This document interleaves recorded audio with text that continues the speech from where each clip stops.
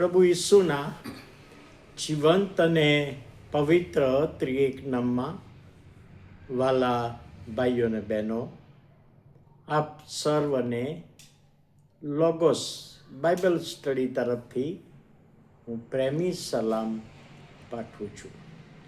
અને આજે 13મી એપ્રિલ 2026 સોમવારનો આ નવો દિવસ આપણા જીવનોમાં બતાવ્યો માટે પ્રભુનો ખૂબ આભાર માનીએ છીએ. પ્રભુના વચનો શીખવાને માટે આજે લુકની લખેલી સુવાર્તા તેનો 19મો અધ્યાય અને 41મી કલમ, લુક 19:41 ત્યાં લખવામાં આવ્યું છે, તે એટલે કે ઈસુ પાસે આવ્યો ત્યારે શહેરને જોઈને તેણે તેને માટે રડીને કહ્યું કે તારા ઉપર એવા દિવસો આવશે, તારા વેરીઓ તારી સામે પાડ બાંધશે અને ઘેરો ઘાલશે. પ્રભુ ઈસુ ખ્રિસ્ત 3 વખત રડ્યા એવો ઉલ્લેખ નવા કરારમાં આપણે વાંચીએ છીએ. યોહાનની સુવાર્તા તેનો 11મો અધ્યાય અને 35મી કલમ, લાજરસની કબર આગળ ઈસુ રડ્યા એક બાબત.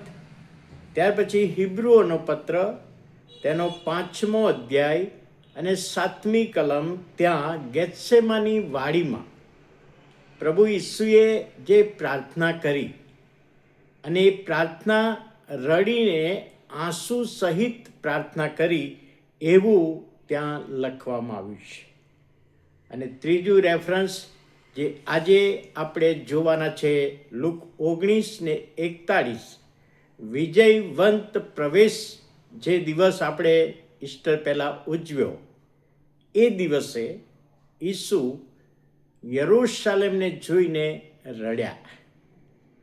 હવે જ્યારે પ્રભુના વચનો પ્રમાણે પ્રભુ ઈસુ ખ્રિસ્તને દોષિત જાહેર કરવામાં આવ્યા, પિલાતની ઈચ્છા હતી કે ઈસુને છોડી દેવામાં આવે, એટલે યહૂદીઓને એણે જણાવ્યું કે તમારું પવિત્ર પર્વ પાસ્કા પર્વ વખતે તમે એક ગુનેગારને છોડી દો છો, તો ઈસુને હું છોડી દઉં. પણ તે વખતે યહૂદીઓએ ના પાડી, ઈસુને છોડશો નહીં, એને તો વધસ્તંભે જ જડાવો. અમે છોડવાની જે પ્રથા છે તો બારાબાસને છોડી દો. હવે બારાબાસ તો લૂંટારો હતો, દેશદ્રોહી હતો, અને તો પણ એની પસંદગી કરીને એને છોડવાનું કહ્યું. હવે તે વખતે 33મી સાલમાં જ્યારે પ્રભુ ઈસુ ખ્રિસ્તને વધસ્તંભે જડવામાં આવે છે અને પિલાતે પ્રયત્નો કર્યા અને છેવટે પિલાતે હાથ ધોઈ નાખ્યા કે હવે આ બાબતે હું નિર્દોષ છું. અને તે વખતે યહૂદીઓએ કહ્યું કે એનું લોહી અમારા માથે ને અમારા બાળકો માથે, એવું બોલ્યા. હવે આ 33મી સાલમાં. પણ ત્યાર પછી 70ની સાલમાં જે તીતસ એણે ચઢાઈ કરી અને મંદિરને તોડ્યું, અને એ વખતે જે યરૂશાલેમમાં ઘેરો ઘાલેલો 70ની સાલમાં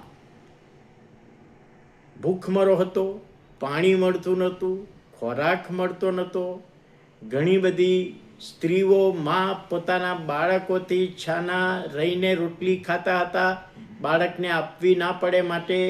આવી પરિસ્થિતિ હતી. અને એવી પરિસ્થિતિમાં યરૂશાલેમને ઘેરો ઘાલવામાં આવ્યો અને યહૂદીઓને એ સહન કરવું પડ્યું. 33ની સાલમાં કહ્યું એમણે કે એનું લોહી અમારા માથે ને અમારા બાળકો માટે, ને નજીકના જ વર્ષોમાં 33 પછી 70ની સાલમાં તો એમને વેઠવું પડ્યું. એ બાબત અહીંયા જુએ છે ને પ્રભુ ઈસુએ રડીને કહ્યું હતું કે એવા દિવસો આવશે, વેરીઓ તારી સામે પાડ બાંધશે અને ઘેરો ગાલશે અને ખરેખર યરૂશાલેમમાં ઘેરો ઘાલ્યો ત્યારે યહૂદીઓને એ વેઠવાનું થયું. આ ઇતિહાસ બોલે છે. જોસેફસ યહૂદી ઇતિહાસકારે આ વિશે પોતાના પુસ્તકમાં લખ્યું છે કે કેટલી બધી વિટંબણાઓ પડી, કેટલી બધી તકલીફો પડી, અને એ શબ્દો જે પ્રભુ ઈસુ બોલેલા એ પ્રમાણે ભવિષ્ય વચન પરિપૂર્ણ થયું. જે કહ્યું હતું એ પ્રમાણે થયું. વાલા ભાઈઓ અને બહેનો, આપણે પસંદગી કરવાની છે તો પ્રભુ ઈસુને આપણા જીવનમાં પસંદ કરીએ.